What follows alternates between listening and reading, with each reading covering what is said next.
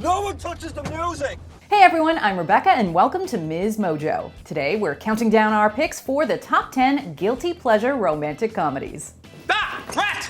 Rat in the house! Oh, no, this is Rodolfo. He's a ferret. Actually, I was gonna ask to dance with you. Really? His name is Damon Bradley. Oh my God. For this list, we're looking at those romantic comedies that charmed audiences despite the less than favorable reviews they received from critics. So, what's your favorite guilty pleasure rom-com? Be sure to let us know in the comments. All right, let's get into it. Number 10, The Sweetest Thing. While The Sweetest Thing has been heavily criticized by critics for its portrayal of women and not safe for work content, it still remains a favorite among rom-com loving audiences. Honey, you can't just throw yourself out there all exposed and vulnerable every time. That is how you get smacked down. Do you understand? Don't go looking for Mr. Right. Look for Mr. Right now. Though it may not have a love story as profound as the ones in Titanic and Gone with the Wind, the flick does provide audiences with a lighthearted romance that makes the film's unrated 1 hour and 30-minute runtime version all the more enjoyable. Look, I wanted to find you so that I could tell you that what I couldn't tell you up there, which was that I did come to your wedding because I wanted to see you again because the feeling is mutual and you better be a really good kisser. If nothing else, the friendship between characters Christina, Courtney, and Jane makes us want to watch solely to revel in their hilarious girl group. Sorry guys, I can't talk right now. I'm really busy. We were just wondering though. We were wondering. Do you like pina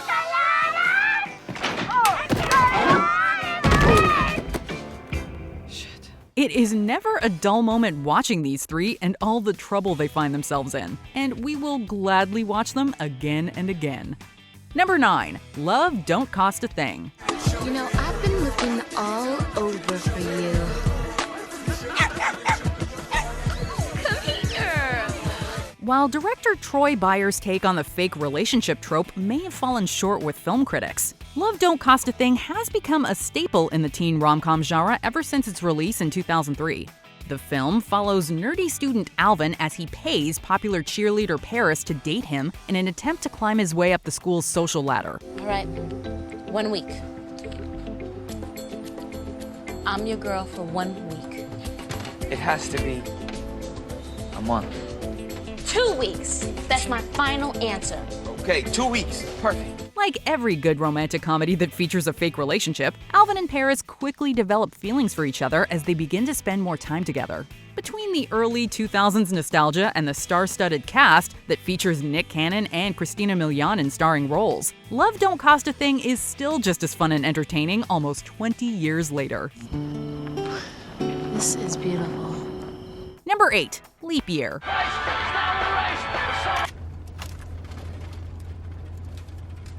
No one touches the music! This 2010 romantic comedy follows main character Anna as she embarks on a road trip across Ireland in the hopes of finding her boyfriend and proposing to him during the Irish traditional day known as Bachelor's Day. She is joined on her travels by Declan, a local inn and tavern owner who, despite constantly butting heads with Anna, develops feelings for her. Is that right?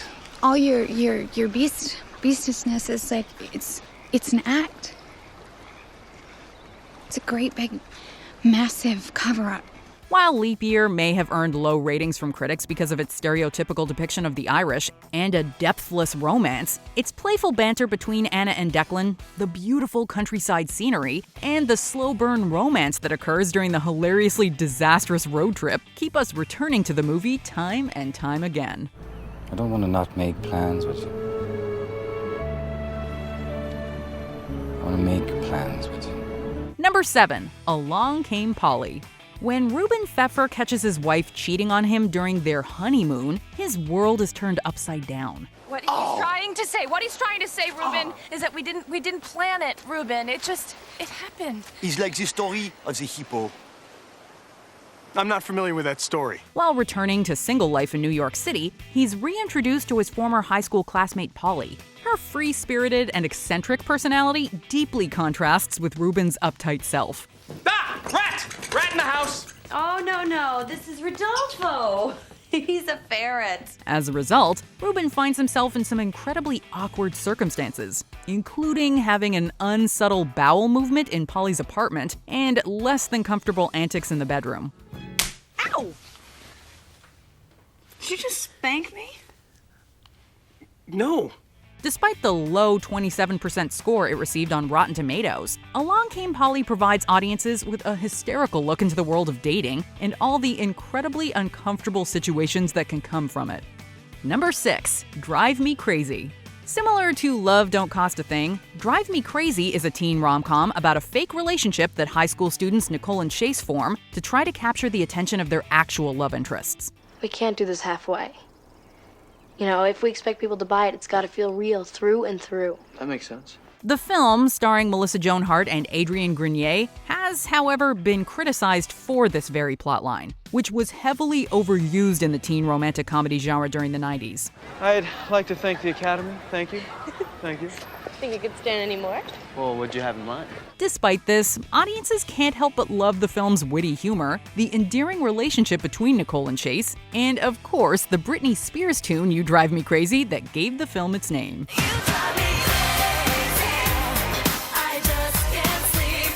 Number 5, Maid of Honor. Tell me again why you agreed to be the Maid of Honor. To be with her, make her happy, figure out some way to get her off of him.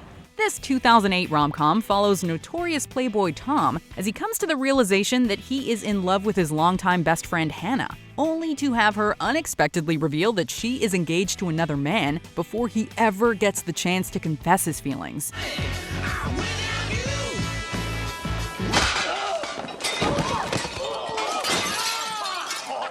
While Maid of Honor has been ridiculed for its over-the-top scenes and performances, we can't help but revel in the roller coaster of emotions this flick takes us through. That's it. Let's go. Stick to the shoreline! Between the friends to lovers trope, the surprise engagement announcement that keeps the two main characters from being with each other, and the extravagant objection to halt Hannah's wedding, Maid of Honor has every cheesy rom-com trope, and we love every minute of it. Let him now speak or forever hold his peace.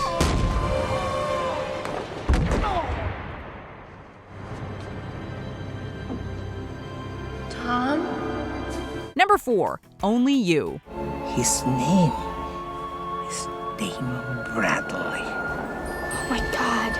While Only You may not have won over film critics who claim it's the fluffy version of its rom-com counterpart Sleepless in Seattle, it has certainly won over the hearts of rom-com loving audiences. Starring Marissa Tomei and Robert Downey Jr., the film depicts Faith Kovacs in her search for a man named Damon Bradley, who, according to a Ouija board and fortune teller, is her soulmate. I'm Damon Bradley. What?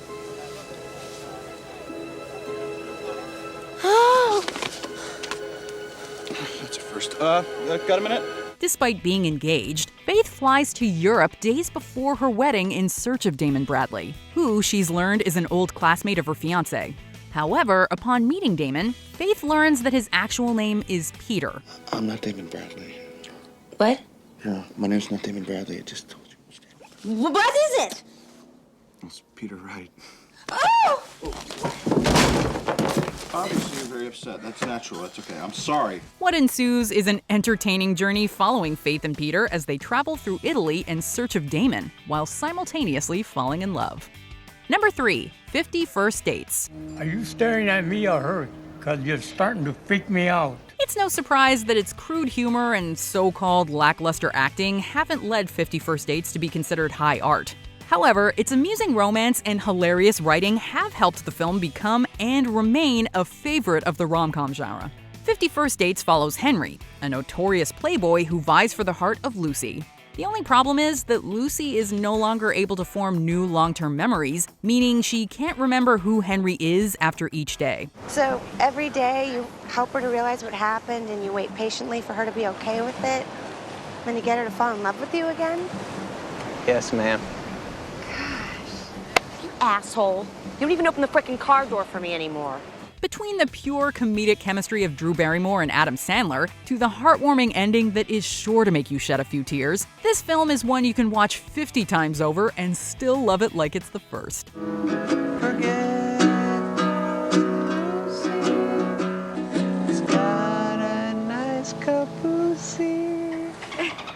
Number 2. What's your number? When Allie gets dumped by her boyfriend Rick, a magazine article makes her realize that the number of people she slept with is about to reach 20. 17, 18, 19. Holy shit.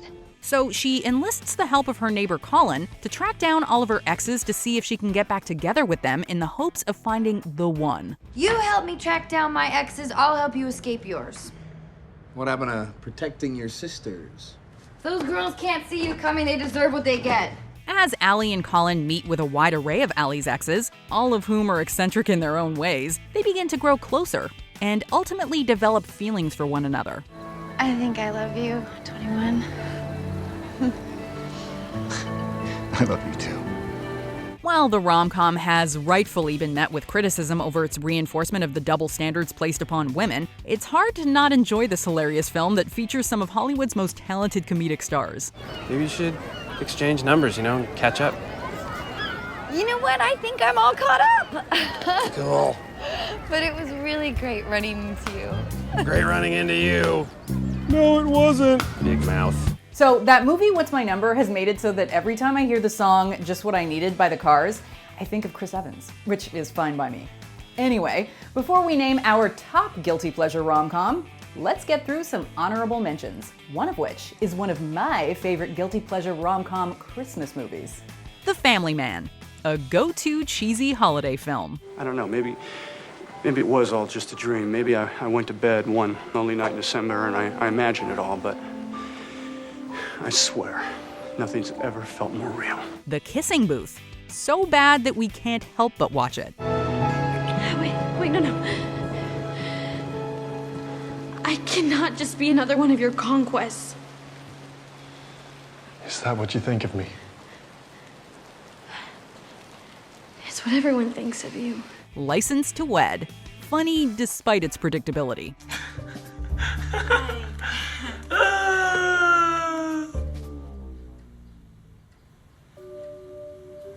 Are you serious? Oh, yeah. The Beautician and the Beast. Cheesy and stereotypical, but very charming. I love you. I couldn't live another day without you. And 3. 1 and 2 is plenty. Before we continue, be sure to subscribe to our channel and ring the bell to get notified about our latest videos. You have the option to be notified for occasional videos or all of them. If you're on your phone, make sure you go into your settings and switch on notifications. Number 1, New Year's Eve. While we're not sure there's anyone jumping at the chance to tell others that they enjoyed Gary Marshall's critically reviled movie New Year's Eve, there are certainly people who love this film in secret, and we are guilty as charged. Oh, no. It's not like that. Yeah, it's always like that. This was not like that. No, it's always like that. Following the lives of several individuals during New Year's Eve in New York City, this rom-com takes on a structure similar to that of Love Actually, as it interconnects the lives of its characters leading up to midnight. Did we miss it? Ball hasn't dropped yet. Whether you're watching for the star-studded cast, which features the likes of Halle Berry, Zac Efron, and Robert De Niro, or simply to make fun of the all-over-the-place storyline, there is something here for everyone. I'm never gonna leave you again. Ever. The best decision I ever made was asking you to marry me, and the worst decision I ever made was sprinting. I plan to make it up to you as long as it takes. So I am not proud to say that I saw that movie New Year's Eve in theaters, mostly because it stars Jon Bon Jovi. Anyway, be sure to let us know in the comments which guilty pleasure rom-com you are most embarrassed to tell people you saw, let alone liked. Or come tell me on Twitter or Instagram at Rebecca Brayton or on my YouTube channel. See ya.